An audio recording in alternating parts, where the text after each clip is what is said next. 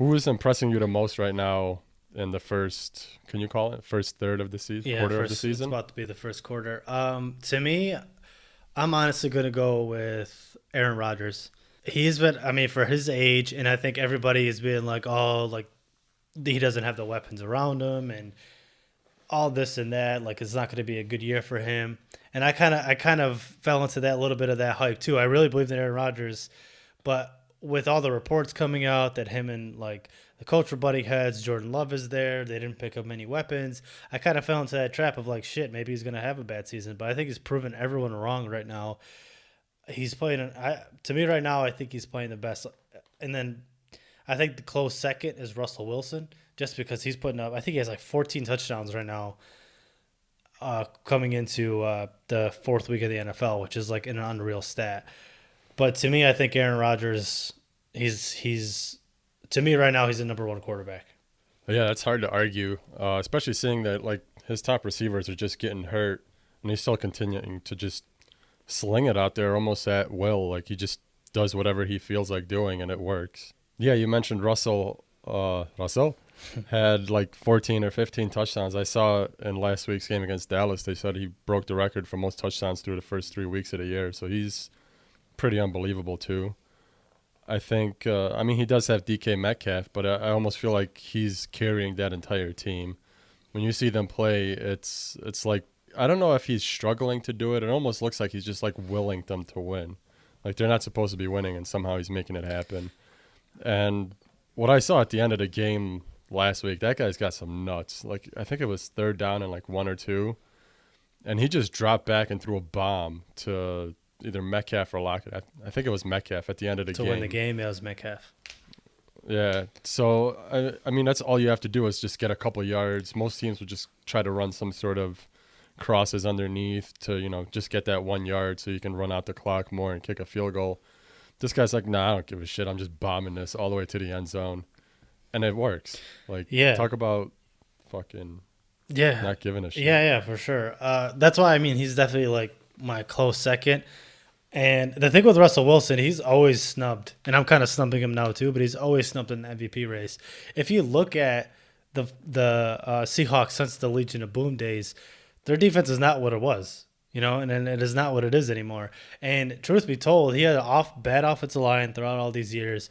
It's like that. I think that, which is not his fault, it's almost a negative on him because he runs around so much and then randomly finds a wide open guy. And it's so unconventional. But in reality, when you break it down, the reason he's doing that is because he doesn't have the offensive line to protect him. So he has to run and make incredible plays. But it almost looks so like video game like, where he's just running around back there. He finds somebody just randomly in the middle of the field wide open, picking up huge chunks, which is a negative to the team because the offensive line can't protect him, and it's a positive. But somehow it almost always looks like a negative because it doesn't look like your traditional NFL offense where he just drops back 5 steps, finds the guy, keeps it moving. So I feel like even though it's not his fault, it almost looks like he's just playing backyard football, but it's really his skill that's allowing him to stay alive back there and find those guys, find DK Metcalf wide open, hit him in stride and stuff like that. So to me, he's definitely the close second. And if it wasn't for Aaron Rodgers, I would say probably weapons. I mean, he has Devontae Adams, who's been hurt, and he has a good running back. But for his age and for everybody kind of doubting him in the beginning of the year, for the first quarter, I give it to Aaron Rodgers. And I mean, you can't really leave Mahomes out of the talk. Monday night was like, you guys are gonna rank me four. Like, there's three guys better than me. Like, really? So I respect that. I mean, I'd say he's the most fun to watch out of all of them. Well, I guess that offense is the most fun to watch, and he's kind of the leader of it. Yeah, I'm definitely not going to count him out, considering this guy's just unbelievable. Yeah, he's like you said, he's the funnest to play. Paired with Andy Reid, Andy Reid throws out these ridiculous formations, and it just works. It just found that perfect harmony and perfect match for each other. Like for instance, Pat Mahomes really negates pass rushes because he takes like a 10-yard freaking drop and then just launches it 10 yard, like 100 yards down the field, and it's like you can't even do anything about it. Like, so he's definitely, yeah, you definitely can't count him out of the MVP race. I would put him at third, but I think right now Aaron Rodgers Russell Wilson, Pat Mahomes are crushing the league right now. Kind of reminds me of you were talking about Russell Wilson having a bad offensive line. It was a few years ago when I think like his left tackle and left guard got hurt, and the defense just started like busting through. So their adjustment was pretty much just to make Russell Wilson just roll out to the right on every play, and somehow it worked and they won. Some of these quarterbacks are just unbelievable how creative they get to, compensate for possible flaws or unexpected, holes in the game. Yeah, for sure. Josh Allen has been one of those guys that's been in MVP talks. Bills are 3-0 right now. And as biased as we may be, do you think Josh Allen is all that? Do you think he's a product of that Brian Dable offense and Bill Burr at head coach? Yeah, I think he's second in the league in passing, and I want to say he's second in touchdowns. So you can't deny the product he's put out there. You can't just completely say that he didn't hit his stride so far, or that he's going to be just a complete boss, or he's the old Josh Allen.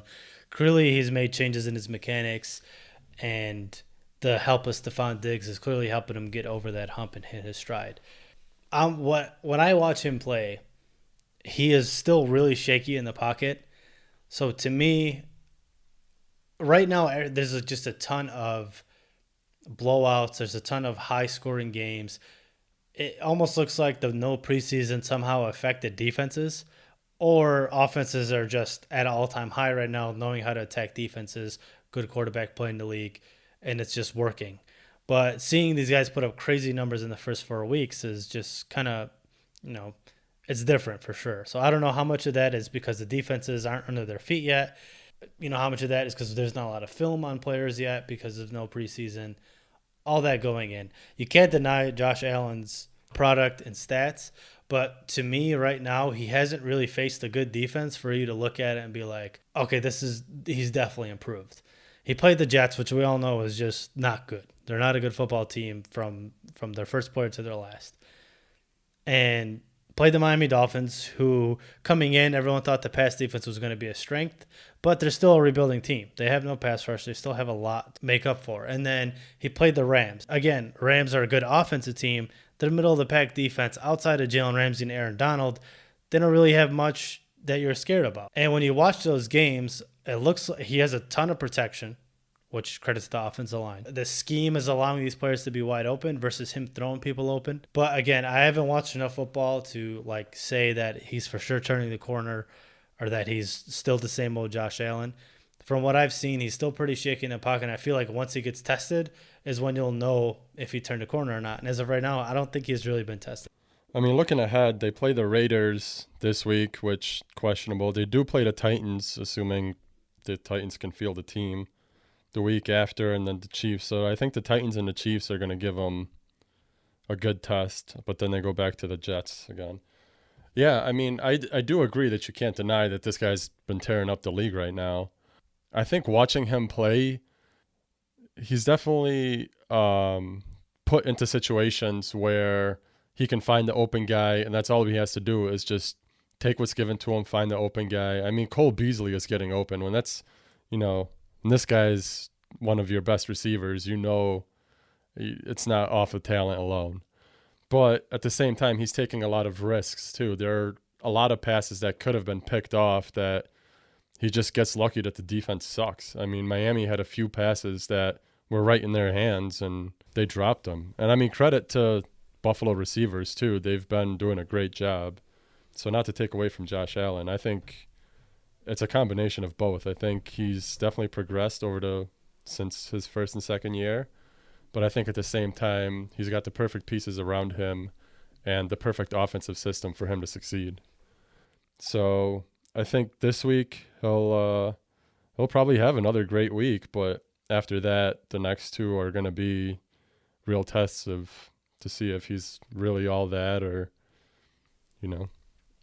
Yeah, I definitely think so. And yeah, the Raiders are middle of the pack defense.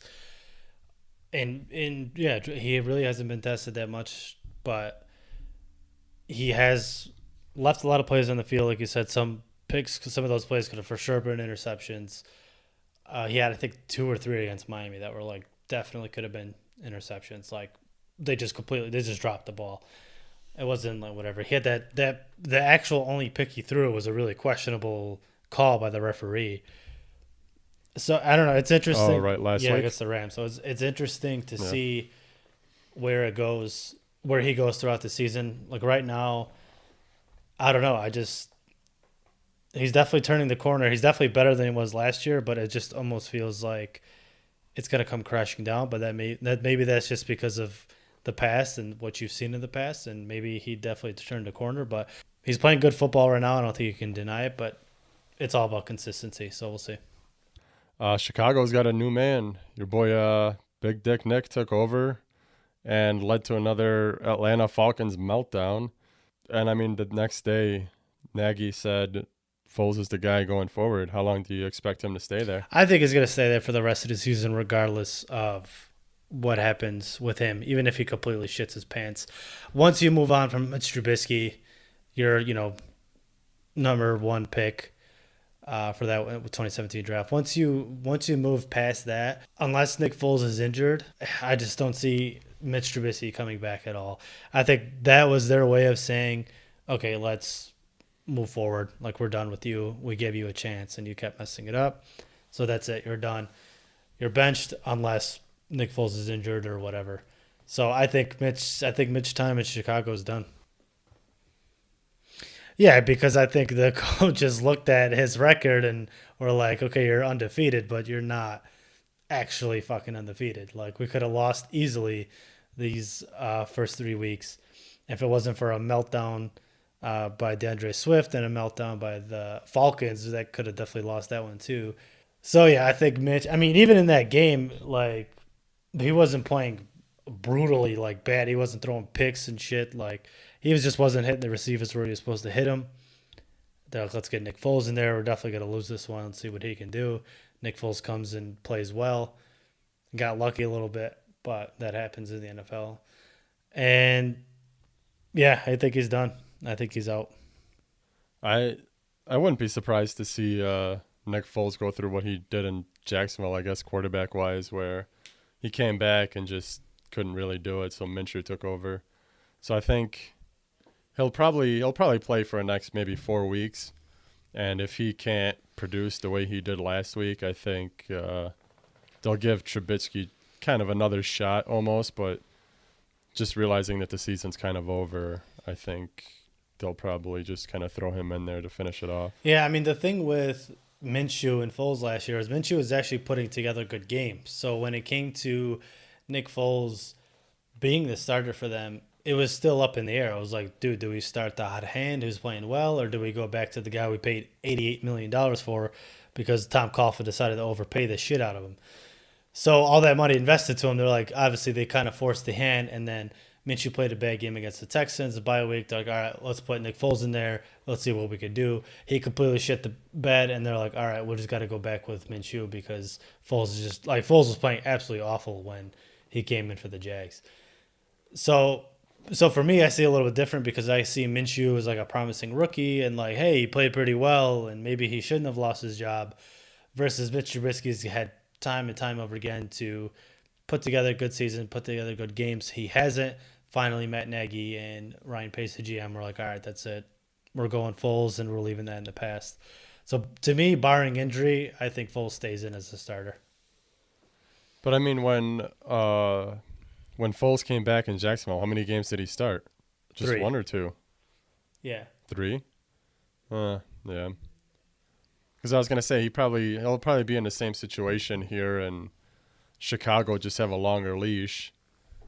But especially if it's if they can tell it's gonna be a failed season afterwards. But yeah, I mean, it wouldn't surprise me if he played the rest of the year, especially if he keeps doing good.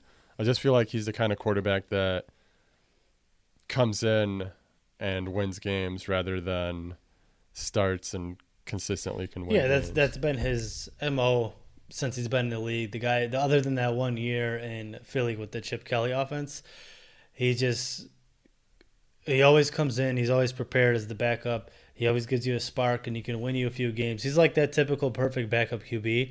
I don't ever see him leading a team to the playoffs, being a starter for the full season. But, kudos to him for winning this job, and let's see where he goes. Speaking of winning or not winning, it seems like victory continues to evade Joe Burrow. Do you think it'll last this week too?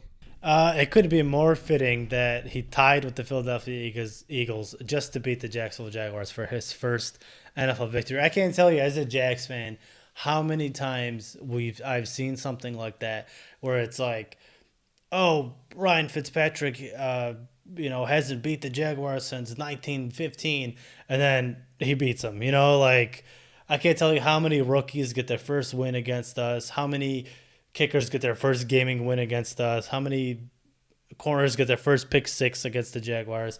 Like, it just feels like, as a Jaguars fan, you're just waiting for that, for them to set their record or precedent, whatever. So I actually predicted the Bengals to win this game because I don't trust Jacksonville's defense, and Joe Burrow has been putting up good games. Overall, Jacksonville has a better roster and less glaring holes than the Bengals, but it's just way too fitting for him to not win at all until he faced Jacksonville. So I'm taking the Bengals for this one. Yeah, it almost seems like you don't want other players to have like streaks of something that, against Jacksonville, where they're like, oh yeah, this guy hasn't thrown an interception, or this cornerback hasn't gotten an interception in 2 years. And then you're like, oh, he plays Jacksonville, of course he's going to get a pick. You don't want guys coming off of streaks, especially bad ones, against Jacksonville. Yeah, it's inevitable. As a Jags fan, it happens. You just watch those guys get whatever streak they had just totally go down the fucking flames. Like, Jacksonville lost in the 2017 year when they went to the AFC Championship. They lost to fucking Blaine Gabbert, man. Yeah. Like, you knew going into that game, because he was like the worst quarterback in Jaguars history. You know the Jaguars going into that game were gonna fucking lose. Yeah. Like, that's how bad these fucking stupid streaks are and shit. That's why I'm like, I just can't go against Burrow this week because of, Jacksonville's omen. I don't know what the hell they even call it. Wasn't Jimmy Garoppolo, his first start was against Jacksonville with the 49ers? Wasn't it something with Jimmy G? No, it wasn't his first start, but he was the first guy to really crack that 2017 defense code. Oh yeah, He just like crushed him. I don't. It wasn't his first start though, but he crushed him. Or maybe like his first win as a 49er. It could have been. I don't remember. Thank you for listening in to this clip of the Moose Bros podcast. If you enjoyed this, please like, comment below, and subscribe to this channel to see more clips just like this one. If you want to listen to the whole podcast, you can find us at Spotify or Apple Podcasts under Moose Bros Sports.